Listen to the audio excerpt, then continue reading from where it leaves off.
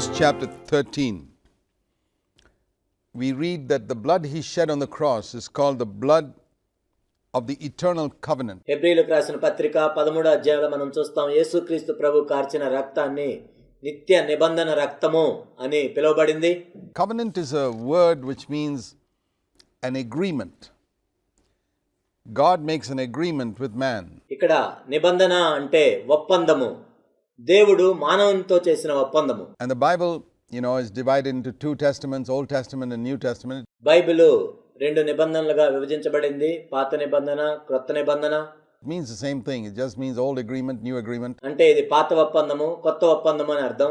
And the Old Testament refers to history from the time of creation right up to the end of that period just before Christ comes. ఇక్కడ పాత నిబంధన మనం చూసినట్లయితే చరిత్ర ఉంటుంది. సృష్టించబడినప్పటి నుండి యేసుక్రీస్తు ప్రభు రావటానికి ముందు జరిగిందంతా కూడా రాయబడి ఉంటుంది. And the New Testament begins with the birth of Christ thereafter. క్రొత్త నిబంధన యేసుక్రీస్తు ప్రభువారు జన్మించిన తర్వాత సంగతులు ఉంటాయి.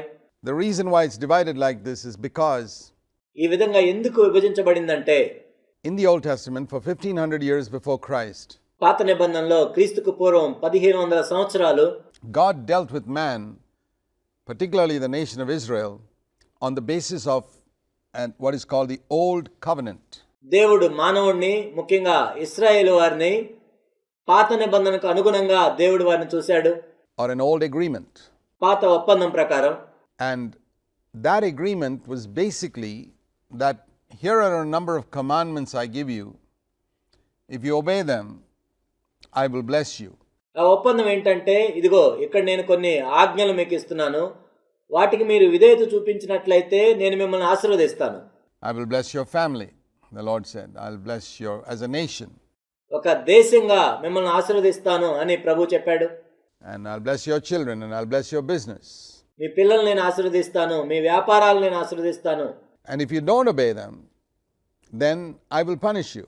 ఆ ఆజ్ఞలను మీరు పాటించినట్లయితే మిమ్మల్ని నేను శిక్షిస్తాను. I will send sickness to you, famine into your land. మీకు వ్యాధులను కలుగజేస్తాను, మీ పంటలకు కరువును కలుగజేస్తాను. Other nations will rule over you. వేరే దేశములు మీ మీద పరిపాలన చేస్తాయి. It was essentially an agreement he made with the nation of Israel. ప్రాథమికంగా దీన్ని మనం చూసినట్లయితే ఇశ్రాయేలుతో దేవుడు ఇలాంటి ఒప్పందాన్ని చేసుకున్నాడు. And it's described more fully in Deuteronomy in chapter 28. ద్వితీయోపదేశకాండం 28వ అధ్యాయంలో దీని గురించి పూర్తిగా వివరించబడింది. In Deuteronomy 28, we read two sections. ద్వితీయోపదేశకాండం 28వ అధ్యాయంలో మనం రెండు భాగాలను చూస్తాం. The first section, the first 14 verses, the Lord said, మొదటి భాగంలో మొదటి 14 వచనాల్లో దేవుడు ఈ విధంగా చెప్పాడు. If you do all these things, you'll be blessed. You'll be blessed in the city. మీరు ఆశీర్వదించబడతారు, మీ పట్టణంలో మీరు ఆశీర్వదించబడతారు. You'll be blessed in the country. మీ దేశంలో మీరు ఆశీర్వదించబడతారు. Your enemies will be defeated. మీ శత్రువులు ఓడించబడతారు. The Lord will make you a people for himself, and he'll bless your barns and your fields. దేవుడు మిమ్మల్ని తన సొంత ప్రజలుగా చేర్చుకుంటాడు, మీ పొలములను ఆశీర్వదిస్తాడు, మీ పంటను ఆశీర్వదిస్తాడు. The rain will come in its season, వర్షము తన కాలంలో పడుతుంది, etc., etc. మొదలైనవన్నీ కూడా. In verse 12, the Lord will open for you the storehouse of heaven, and all the work of your hand will be blessed. 12వ వచనంలో మనం చూసినట్లయితే, నీవు చేయు కార్యమంతటిని ఆశీర్వదించుటకును ఆకాశమను తన మంచి ధననిధిని తెరుచును. And you'll never be in debt. You'll have plenty of money to lend to others, but you'll never need to borrow from anybody. నీవు అనేక జనములకు అప్పిచ్చెదవు గాని అప్పు చేయవు. It was a promise of material, earthly prosperity. ఇక్కడ మనం చూసినట్లయితే భూ సంబంధమైన అభివృద్ధి చెందటం గురించిన వాగ్దానాలు ఉన్నాయి. Physical health and healing. భౌతిక సంబంధమైన ఆరోగ్యము, స్వస్థత. If they obeyed God's word. వాళ్ళు దేవుని యొక్క వాక్యానికి విధేయత చూపించినట్లయితే, God's commandments. దేవుని యొక్క ఆజ్ఞలకు వాళ్ళు లోబడినట్లయితే. And if they didn't, then there's a long list of punishments right from verse 15 onwards up to verse 68. ఒకవేళ వాళ్ళు విధేయత చూపించకపోయినట్లయితే 15వ వచనం నుండి 68వ వచనం వరకు మనం చూసినట్లయితే ఎన్నో శిక్షలు వారి మీదకి వస్తాయి అని ఇక్కడ చెప్పబడింది. 54 verses of all types of punishments, and ఇక్కడ 54 వచనాల్లో అన్ని రకాల శిక్షల గురించి చెప్పారు. problems they would face if they disobeyed God. వాళ్ళు దేవునికి అవిధేయత చూపించినట్లయితే వాళ్ళకి ఎలాంటి సమస్యలు వస్తాయో ఇక్కడ చెప్పబడింది. It's something like the way we make our children obey us. ఇది ఎలా ఉంటుందంటే మన పిల్లలు కూడా మనకు విధేయత చూపించాలని మనం చెప్తూ ఉంటాం.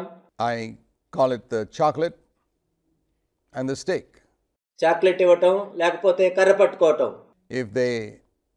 We promise them that if you obey us, if you obey me as your dad or mom, I'll give you a reward. మీ అమ్మకు కానీ నాన్నకు కానీ నువ్వు విధేయత చూపించినట్లయితే నేను నీకు ప్రతిఫలాన్ని ఇస్తాను, బహుమతిని ఇస్తాను. Maybe I'll buy something for you, I'll take you out somewhere. నీకు ఏదైనా కొనిస్తాను, నేను బయటికి తీసుకెళ్తాను. Or we may say to them, if you don't obey me, I'll have to punish you. I'll use a stick on you. నాకు నేను విధేయత చూపించినట్లయితే నేను నిన్ను శిక్షిస్తాను, కర్రతో కొడతాను. That's how we bring up our children everywhere, and children respond to that. మనం అన్ని చోట్ల కూడా పిల్లల్ని అలానే పెంచుతాము, పిల్లలు దానికి స్పందిస్తారు కూడా. That is the threat of punishment or the hope of reward. అదేంటంటే శిక్ష వలన వచ్చే భయము లేకపోతే బహుమతి వస్తుందనే నిరీక్షణ. But we don't want our children to grow up. We don't expect our 25-year-old son or daughter to respect and obey us out of the threat of punishment or a hope of reward. No. కానీ మన పిల్లలు పెద్దవాళ్ళు అయిన తర్వాత మన కుమార్తె కానీ కుమారుడు కానీ 25 సంవత్సరాలు వచ్చిన తర్వాత శిక్షకు భయపడో లేకపోతే బహుమానం ఇస్తామనే ఆశతోనో వాళ్ళు మనకు విధేయత చూపించాలని మనం అనుకోము. We want them to grow up and do what we urge them to do because they love us. మనం చెప్పేది వాళ్ళు చెయ్యాలి, ఎందుకంటే వాళ్ళు మనల్ని ప్రేమిస్తున్నారు కాబట్టి అలా చేయాలని మనం కోరుకుంటాం. And that is the difference between the old agreement and the new agreement. పాత ఒప్పందానికి క్రొత్త ఒప్పందానికి మధ్య ఉన్న వ్యత్యాసం అది. In the old agreement, God treated people like little children who didn't have a sense of responsibility or understanding of what is good for them. Everything that a parent commands his child, a good parent commands his child, is good for the child, but the child doesn't know that. ప్రతి మంచి తల్లిదండ్రులు కూడా పిల్లలకు మంచి విషయాలే చెప్తారు, మంచి విషయాలు ఆజ్ఞాపిస్తారు, కానీ పిల్లలకు వాటి విషయమైన గ్రహింపు ఉండదు. And that's why the child is hesitant to obey. అందుకే ఆ పిల్లవాడు త్వరగా విధేయత చూపించడు. Once a child knows that what my dad tells me is good for me, he will have no hesitation to obey. కానీ ఎప్పుడైతే ఆ పిల్లవానికి నా తండ్రి నాకు చెప్పేది నా మేలు కొరకే అని గ్రహించినప్పుడు వెంటనే విధేయత చూపిస్తాడు. And in the old agreement, in the old covenant, man did not have an understanding that whatever God said was good for him. పాత నిబంధనలో లేక పాత ఒప్పందంలో దేవుడు నాకు ఏమి చెప్పినా కానీ అది నా మేలు కొరకే చెప్తున్నాడు అనే గ్రహింపు మనుషునికి లేదు. And so we find throughout the Old Testament period, Israel constantly disobeyed God. కాబట్టి పాత నిబంధన అంతట్లో కూడా మనం ఏం చూస్తామంటే ఇశ్రాయేలు ప్రజలు దేవునికి నిరంతరం అవిధేయత చూపిస్తున్నట్లుగా మనం చూస్తాం. Even in such things like when the Lord told them, you must not have any idols, I am your God, you can't represent me with any physical object. నేను తప్ప మీకు వేరొక దేవుడు ఉండకూడదు, నా నామమున ఎటువంటి విగ్రహములు మీరు పెట్టుకోకూడదు, భౌతిక సంబంధమైన ఏ విగ్రహాన్ని నాకు బదులుగా మీరు పెట్టుకోకూడదు అని దేవుడు ఆజ్ఞాపించినప్పటికీ they still went around worshipping idols and making physical objects. వాళ్ళు విగ్రహారాధన చేస్తూనే ఉన్నారు, భౌతిక సంబంధమైన విగ్రహాలను తయారు చేసుకున్నారు. And imagining that there were many gods up there running the universe. అనేక మంది దేవుళ్ళు ఈ విశ్వాన్ని నడిపిస్తున్నారు అని వాళ్ళు అనుకున్నారు. And they were punished.